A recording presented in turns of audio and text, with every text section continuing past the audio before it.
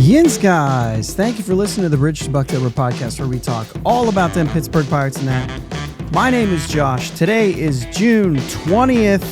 Friday is Hawaiian Shirt Day. So, if you want to, go ahead and wear a Hawaiian shirt. When it rains, it pours, an all-day affair. Thursday to close the series. Rain delay to start, rain delay to finish, basically. When it was all said and done, the Bucs split the doubleheader and avoided the sweep, but it was not pretty. A wild day and night. There's so much to unpack from yesterday, not Friday, which is today. Good morning to everybody. Yeah, it is a good morning there, little man. Okay, so, obviously there's so much here. There's so much going on. You start with the rain delay. We're going to say right out of the gate because Tarek Skubal, not what we thought we would see, right? 3 walks, 6 hits, a couple runs, 6 strikeouts, but he doesn't even get through 6 innings. And this is what a rain delay does to pitchers sometimes. I mean, that's just the truth. We can say it's an excuse. We like to make fun of Garrett Cole for calling it an excuse, but the truth is, this is what it does. It's never good. It's never easy for a starting pitcher. The rain delays are just not ideal for starting pitchers. Andrew Heaney had a lot of the same issues, only he ended up giving up 7 runs in 4 innings. 8 hits, 3 walks. The walks are kind of the big deal. That's what you're going to notice. I mean, Skubal he walked 3 guys, came into this game with like 10 walks on the year or something. So like it's a bigger deal than you might think it is when you're talking about the rain delay and the delayed start and the whole 9 yards. And this was delayed, I think, like 45 minutes or so. So, something like that is it's just not ideal for starting pitchers. Skubal's ERA goes up to 2.06. Andrew Heaney's goes up to 3.94. So he's had a little run here. Not the best time we want to see him having a run, right when it's about time that we need to flip him. But hopefully he can settle this thing down and get a nice little run before we get to that point where he has to be moved, right? So that's what we have. The only thing we have to hope for there. The first game was essentially, it was 9-2, and it was just ugly all the way around. Kutch seemed to hit Skubal pretty well, but 6 hits, but they were, other than Kutch's 2, they were pretty scattered everywhere else. And then the bullpen basically just gives up absolutely nothing. They had some walks, but after the 3rd inning, I don't think they got a hit until very late. And that's, it is what it is. First off, Skubal, but then the bullpen. Actually, no, there was no hit late either. 1 1/3 and then 2 straight innings, no hits. There was the 1 walk that Smith gave up. So, yeah, not much to say about the first game. Kutch had the double and a single. Nick Gonzalez hit the double off the wall that brought in a run. Home run in, I think, 5 ballparks, something like that. So, there's something there. He hit the ball well. But as far as the first game, that was about it. The second game is where things get pretty interesting. And maybe that's on brand for me because we're talking about a loss and a win. But the Pirates in the second game strike out 14 times. They squandered, is this the game, actually? This is the game that they didn't have a hit. They didn't in the other either. But the 3rd inning one was this the second game. They're both running into each other. Completely wild, right? Okay, so anyway. O'Neal Cruz, will start with him. 0 for 6, 14 strikeouts. 4 strikeouts of the 14. 3 strikeouts for Davis. He was 0 for 4. Triolo a couple. Horwitz a couple. But Triolo hit a home run in this one. Nick Gonzalez hits his second home run of the year. Was nervous for him while he was running around the bases. I'm sure if you remember the first game of the year, you were too. Gonzalez has been good, guys. He's been hitting in some good situations lately, being good. I mean, he was the top hitter in today, all things considered. 3 hits in that second game, including 1 in the 10th inning. But this, I'm trying to beat around a bush here to talk about all the crazy and trying to think about what I even want to bring up and what I want to leave out of it. A lot happened. So let's try to navigate through it. We'll talk Paul Skenes now. Kutch, actually, while I'm talking about the offense, Kutch also homered in this game, his 8th of the season. Kutch is just killing it, guys. Like 2 hits in each game. Very good doubleheader for him as well. All right, let's get into it. We'll go Paul Skenes.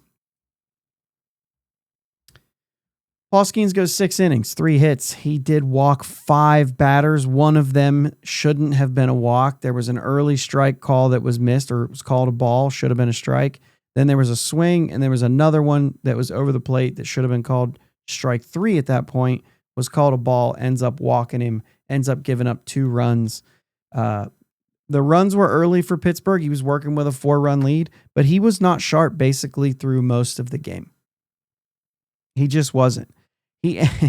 This is kind of it's a quality start for him. So let's get to that, right? Quality start, 6 innings, only 3 hits, but five walks, 2 runs, 9 strikeouts. He threw 105 pitches in order to get through those 6 innings. The 2 batters he walked in the 5th were the 2 runners that scored.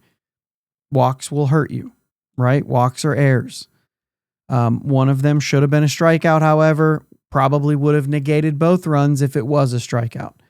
The other one, there was a ball there was a strike that was called a ball in the first at bat as well, but not 2 of them, which the second one would have actually been a strikeout. So the first one, there was just 1 bad call. The one with 2 bad calls, those are 2 balls that could have went the other direction and would have been a strikeout.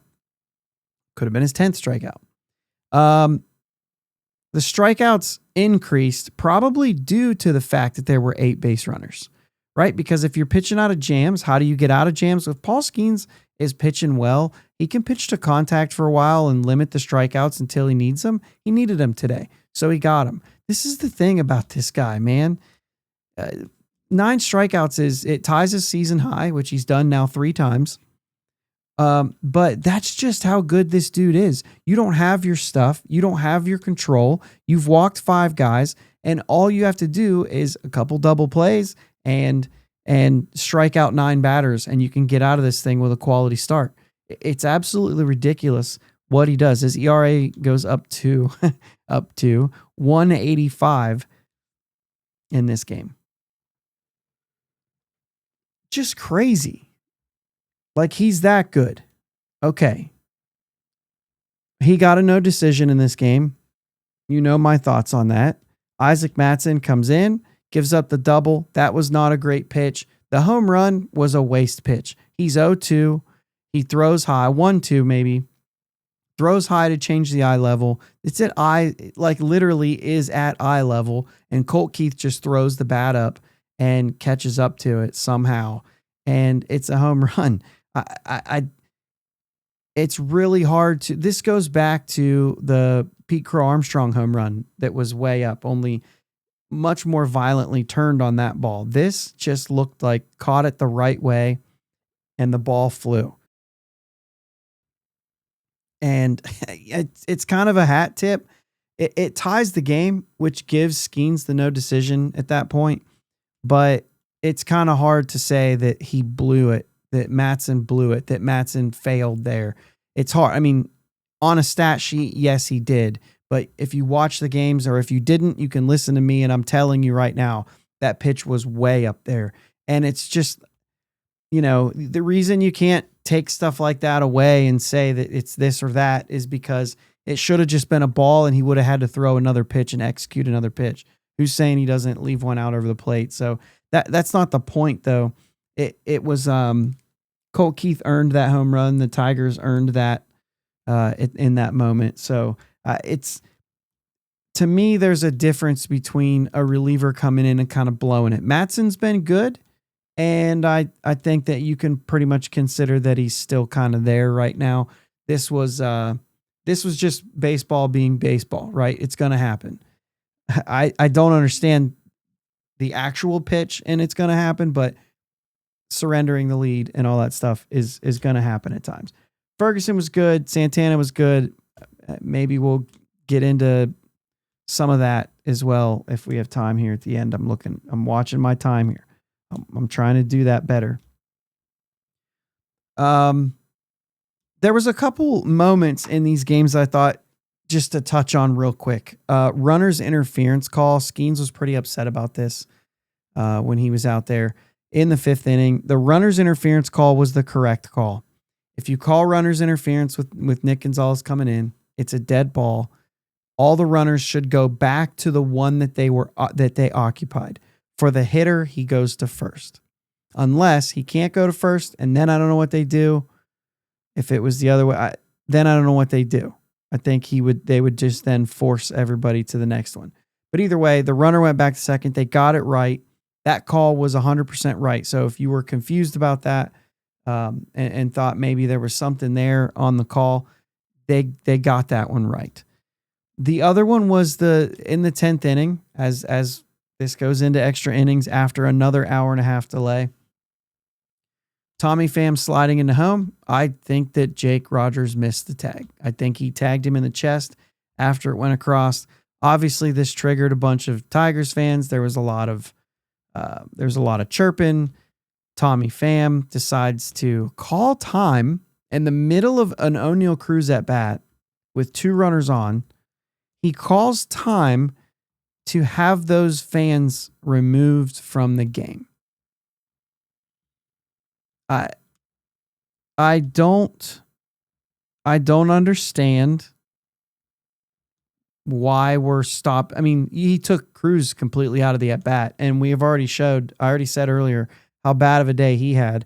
This gave him the golden sombrero because basically after a long delay of Tommy Pham making a big deal about this and yelling and carrying on and getting the umpires to try to throw this fan out,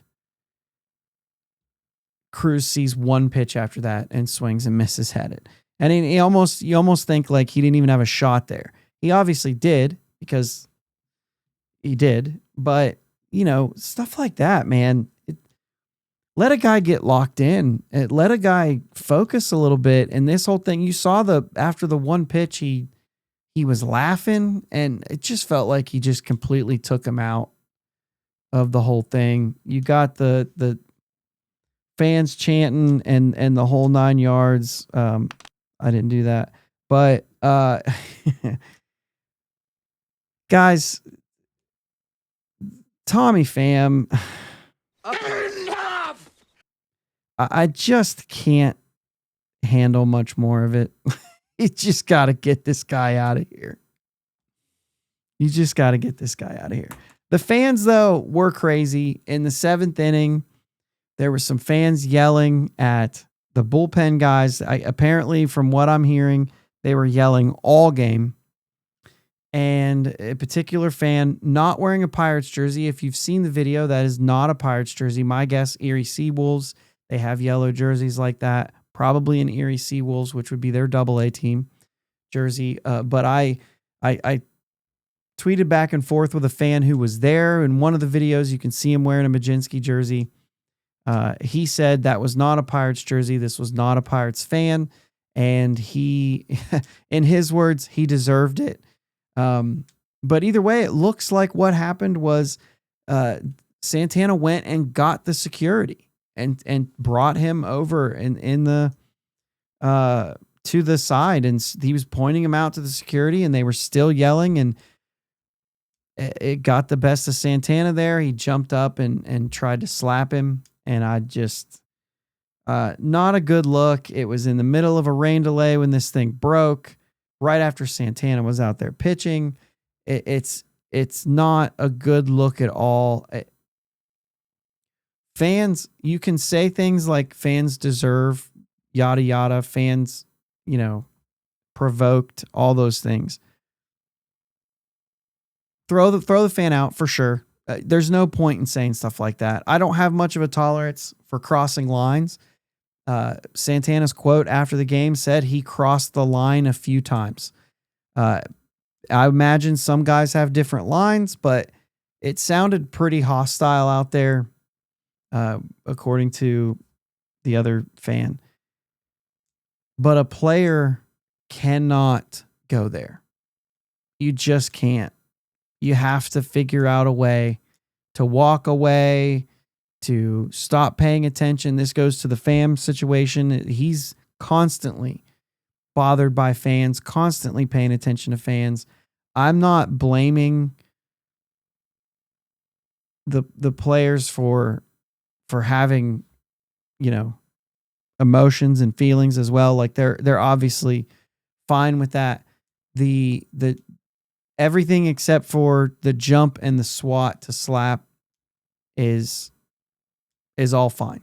It's, you just gotta, well, other than the stuff that Pham's done, but I mean on the Santana side, it doesn't justify anything on anybody's side. Both parties can be wrong, and that's what it sounds like is happening. If you're going to a game, guys, just take it easy. There's just no point. Those guys are humans. They have emotions. They also can get mad. And if that's all you're doing is provoking that, well, that's a sucky thing to do. I'm sorry. Just, keep it clean. You can razz on guys. That's not out of the question. By all means, get in their heads and stuff like that. But there are lines. There are lines that you can cross. This fan apparently had crossed those lines. And Santana is going to get suspended for what he did, I would imagine. Or maybe a fine. Either way, it's not, something will come of that. You just can't go there. So I'm not defending either side in this. That's just how I feel. But it was a wild day with a lot of breaks and rain delays and this and that. And man, if the Pirates didn't come out on the other side with a win, this would be a tough show, but they won. And I will finish with some good news here on this Friday. All right. First, I should have said, This is fine. because it just felt like it wasn't fine. All right. Here's a couple notes that I think is important to share in light of what you'll probably hear and say on this Friday. The Pirates have kind of turned the narrative around a little, and I know that you may disagree, but this is the truth. After losing Skenes days, games in which Paul Skenes pitches, from May 1st to May 18th, 4 straight starts, 4 straight losses. Since that game, 1 month ago, on May 19th, the Pirates, in Paul Skenes starts, I'm pulling this number up to make sure I don't mess this up, okay? In Paul Skenes starts, they were 3-7. 3-7 in games that Paul Skenes started. Since that game, 1 month ago, he has 6 starts, and they are 5-1 in Skenes Day games. Okay? They are 5-1 in the last month. That's better. This game gets them to 8-8 on the season when Paul Skenes starts. If he wins his next start, we've won more games than we've lost with him on the mound. However, that's obviously not good enough. The damage has been done. He's got a 1.85 ERA. You should be much better than 8-8. So it's not that, right? But you can see how what was true is starting to change a little bit. Part of that is because Paul Skenes in his last few starts hasn't even given up a run, or his last two. And so this is the third straight win. That when Paul Skenes start, the Pirate wins. Three straight now. And I know what is going to be said. He doesn't have a win in any of those 3 games. I will say, yes, he does, because the Pirates won. And that's what matters. That's what matters at the end of the day. So 8-8 in his starts. We've talked about Mitch Keller. They have 3 wins in the 12 or 13 games. Well, no, it'd be more than that now. It'd be 15 games. They're 3-12 when Mitch Keller pitches. Like, they've got a lot of work to do there. And Mitch Keller is not putting together a season the way that Paul Skenes is to make sure that they can win a couple of those games 2-1, right? But it is changing, right? 8-8 now. They're 5-1 in the last month when Skenes pitches. That's good. That's what you want to see. At some point, you have to be able, this is baseball 101. At some point, when you've dug a hole as a ball player, you have to be able to say, start over today. If I want to look at a number that's good, right? If I want to feel good, and this is personally about yourself, you've done this. If you haven't, you didn't have coaches that were trying to make you better. At some point, if you went through a slump, you have to say, new day today. And when you start hitting, you say, hey, in the last 2 weeks, I'm doing this. That's why they talk about this all the time. Because what matters is not what you did a month ago, but what matters is what you're doing for me right now, what you're doing for me lately. You know what I'm saying? And you can look at the big picture and say, oh, I'm struggling lately. Yeah, but you've been good throughout the season. Or even sometimes when a guy gets on a hot streak, you can say, yeah, but keep it up because you've had a really bad season, you know. But either way, in this case, he's had a really good season. The Pirates have not had good games with him there. Since they've been getting some guys back in the lineup, they're 5-1, 3 straight Skenes wins. You like to see that.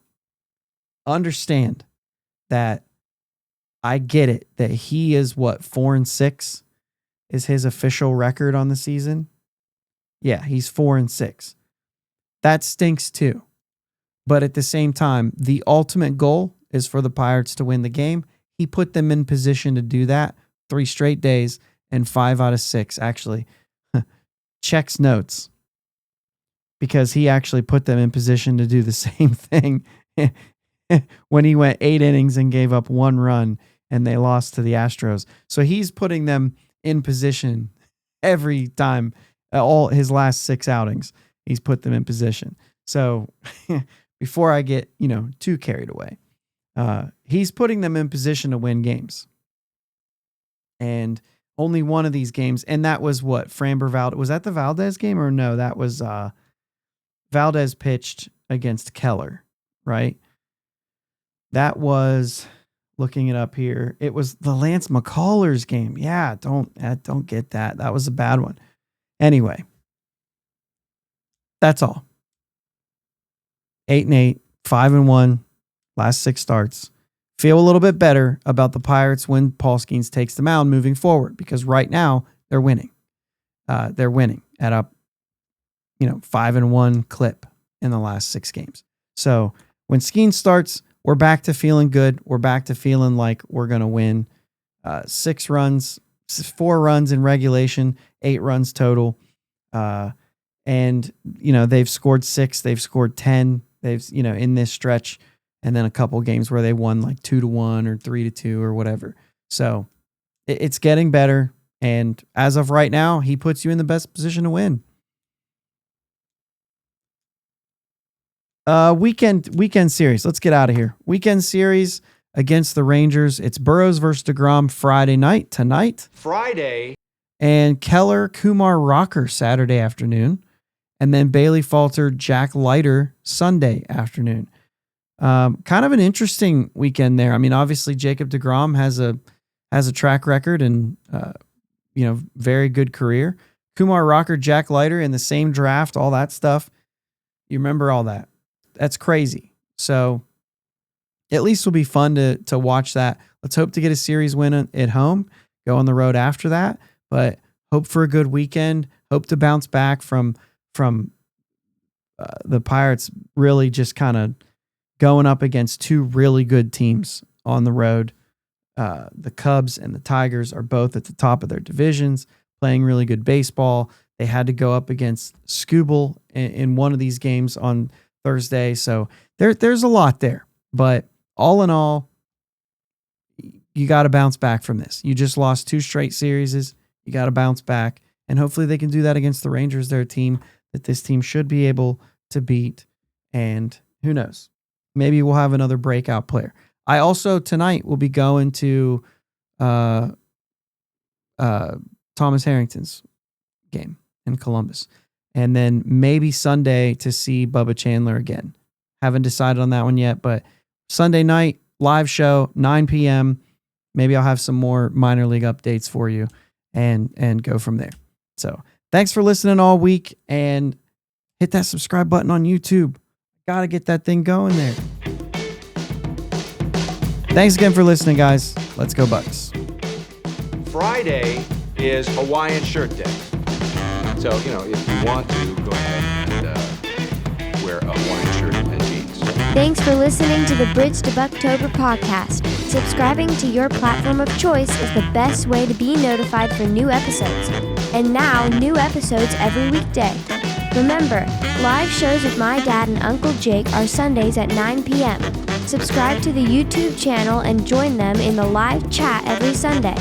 Follow them on Twitter, Facebook, and Instagram at Bridge2 Buctober. Clear the deck, cannonball coming, and let's go Bucks.